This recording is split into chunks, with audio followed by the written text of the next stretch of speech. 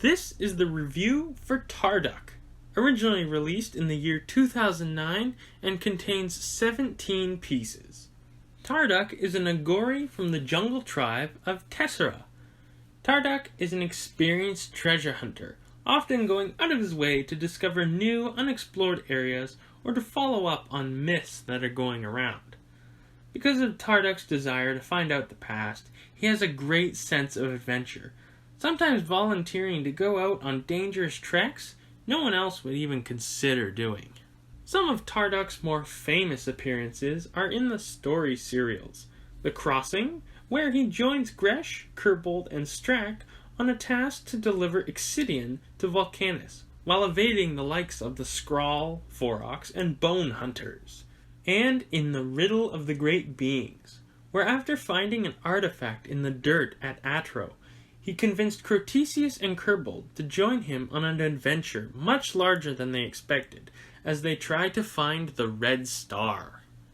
Tarduk also had a character model made for the movie Bionicle: The Legend Reborn, but the color scheme was reversed for all these characters because they didn't represent Tarduk himself.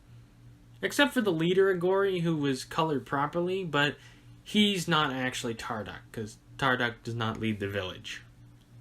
Taking a look at the set, Tarduk is built using the previously established Avmatorn build. He has a lime green torso that was primarily used on the Shadowmatorn. This is the second variant of Avmatorn torso. For the arms, he uses these dark green limb pieces. These are one of the longer limbs. And then at the legs, he has the pre-bent limbs. And then at the hands and the feet, he has a standard connector at each ball joint, which is attached to a lime green, or which attaches a lime green Onua claw. So, no molded fists, just claws everywhere. And then on the shoulders, he features these lime green blades. And yeah, looks pretty good. Keeps the color scheme consistent. And then at the head we have his helmet, which resembles a giant claw in a sense, which looks very, very cool. It is very, very long, I have to say. And then underneath we have the standard Glitorian head in trans orange there, and the helmet just pegs on at the top like all the rest. Articulation wise, Tarduk is very well articulated. He follows the standard Avmatorn build. You get a ball joint at the head, can go that far to the side, can go all the way back, can go that far forward. That starts running into things. The shoulders are on ball joints. They can go all the way around, up that far, whatever you want. And then the wrists are also ball joints, so you get full rotation, can curl that much, and then back that much.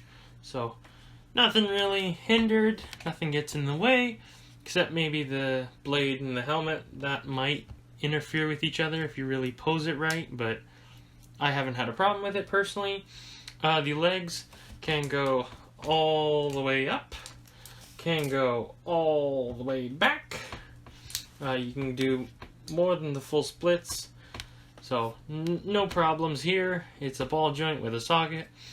At the ankle, also ball joint and a socket, so you get a full rotation forward and back that much. So, and that's standard on both limbs, both legs and arms. So yeah, overall articulation wise, this guy's really good. Okay, size wise, Tarduk comes in at about 13 centimeters or about 5 inches. So he's a good size for a small build. Here he is next to a minifig, a headmaster, and then backing out and moving up. Here he is next to the Mata build. Here he is next to the Anika build. And here he is next to the Metru build. So he's actually a pretty good size for a small set. Like, The Avmatoran are just generally good sizes anyway, so yeah. The only real issue with the set is something that plagues every Bionicle set from the year 2008 to 2010. If you're a longtime Bionicle fan, this should not be a surprise to you. The joints are brittle, specifically the sockets. See, in 2008, Bionicle pieces with the socket connection were redesigned to look sleeker and more filled in. But this redesign also made these new parts very self-destructive, resulting in sockets cracking, splitting, or just breaking off after a few or even the first time they were connected together. Anyway, that's Tarduk. What do you think of him?